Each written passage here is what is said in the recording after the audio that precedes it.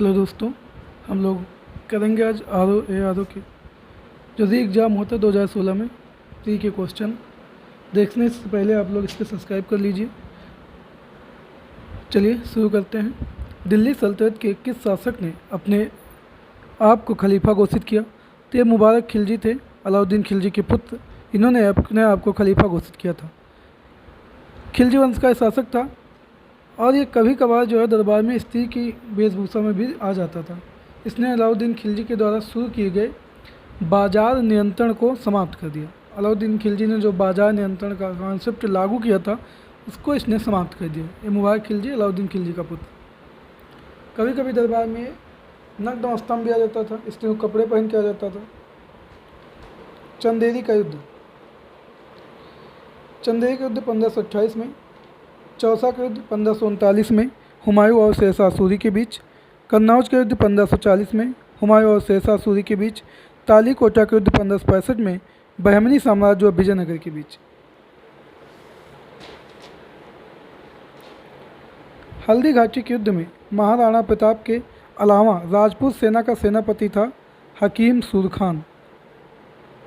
हल्दी घाटी का युद्ध 1576 में हुआ था महाराणा प्रताप और मुगल सेनापति मान सिंह और आसफ खां के मध्य। रज्मनामा महाभारत का फारसी में अनुवाद किया गया इस नाम से। रज्मनामा नाम से महाभारत का जो फारसी में अनुवाद किया गया था।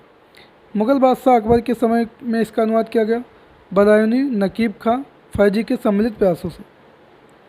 अंग्रेज़ों के शासन अंग्रेज़ों की जो सफलता भारत में मिली, भारत में अंग्रेज़ों की सफलता तथा फ्रांसीसियों की असफलता के कारण के संदर्भ में कुछ कथन है।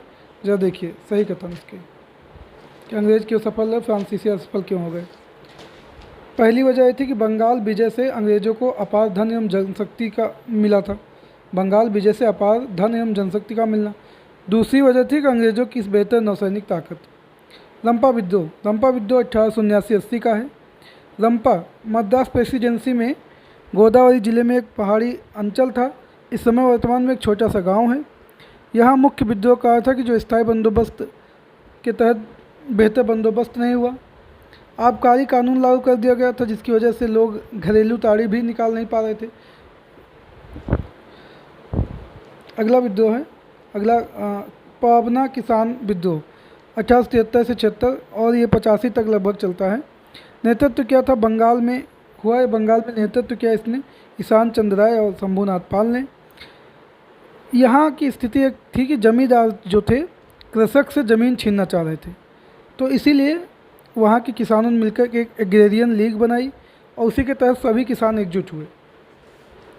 ये लोग शासन का विरोध नहीं कर रहे थे, ये अपने सताए जाने का विरोध कर रहे थे और ये कर देने से भी नहीं मना कर रहे थे।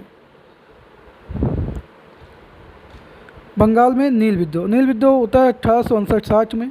बंगाल में ही गोविंदपुर गांव में, नादिया जिले के गोविंदपुर गांव में अहिंसक विद्रोह था ये, और इसमें हिंदू और मुसलमानों ने बराबर भाग लिया।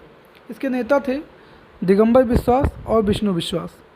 दीनबंधु मित्र ने अपनी पुस्तक नील दर्पण में इसका वर्णन किया है और हिंदू पैट्रियट के जो संपादक थे हरिश्चंद्र मुखर्जी, इन्होंने भी इस विद्रोह का समर्थन किया। जयंतिया विद्रोह 1860-63। आगे है लाठी क्लब की स्थापना किसने की थी? तो बाल गंगाधर तिलक ने की लाठी क्लब की स्थापना। बाल गंगाधर तिलक का जन्म 1856 में महाराष्ट्र में होता है। बाल गंगाधर तिलक के दो पत्र हैं, एक मराठा अंग्रेजी भाषा का था और एक केसरी, ये मराठी भाषा में निकालते थे बाल गंगाधर तिलक।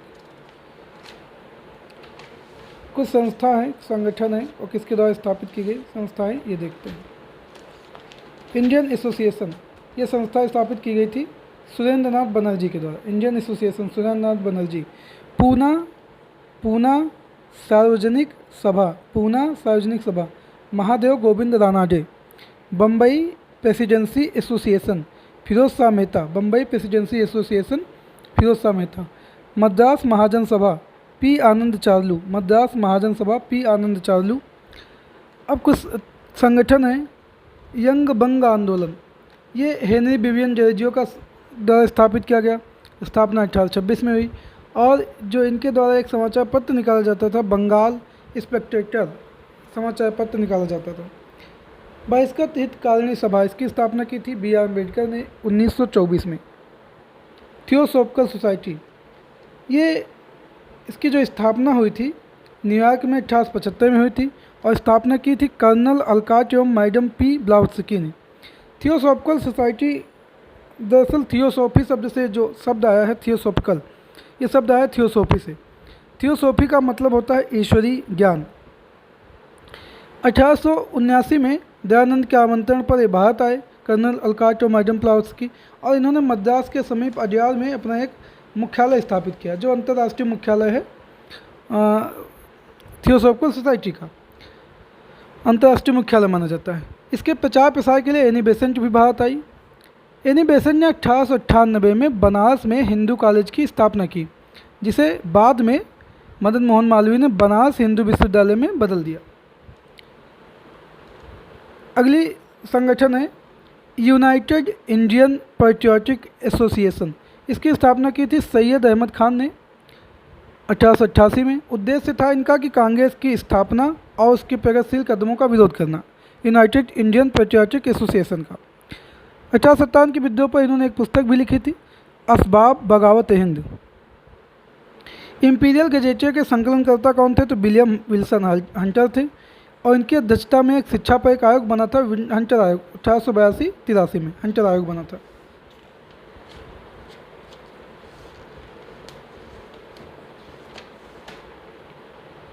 आज़ाद हिंद फौज से नहीं जुड़े थे INA से BC दत्त। आज़ाद हिंद फौज के विषय में ज़रा देखते हैं।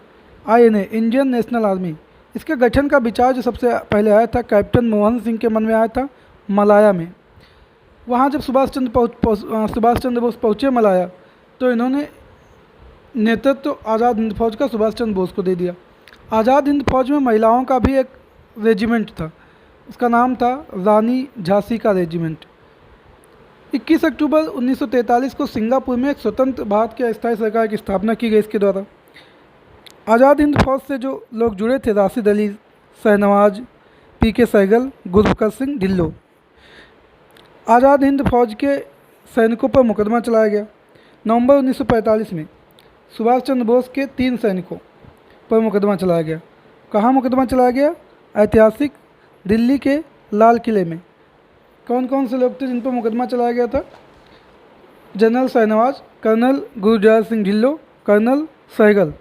अब इनकी रक्षा के लिए भूला भाई देसाई के नेतृत्व में वकीलों का एक दल गठित किया गया, जिसमें तेज बहादुर सप्रू, अरुणा आसफ अली, जवाहरलाल नेहरू, कैलाश नाथ काचजू। जवाहरलाल नेहरू ने 30 सालों के बाद ही बैरिस्टर की पोशाक पहनी थी। मृत्युदंड की सज़ा हुई, लेकिन भारतीयों के भारी विरोध की वजह से वायसराय वेवेल ने अपने विशेषाधिकार का इस्तेमाल करते हुए इन्हें छोड़ दिया। शाही नौसेना विद्रोह, ये हुआ फरवरी 1945 में। INS तलवार के नौसैनिकों द्वारा खराब भोजन की शिकायत के साथ ये विद्रोह शुरू हुआ। वल्लभ भाई जब ये तूल पकड़ने लगा तो वल्लभ भाई पटेल ने हस्तक्षेप किया और सैनिकों को समर्पण का परामर्श दिया। BC दत्त इसी विद्रोह से संबंधित थे।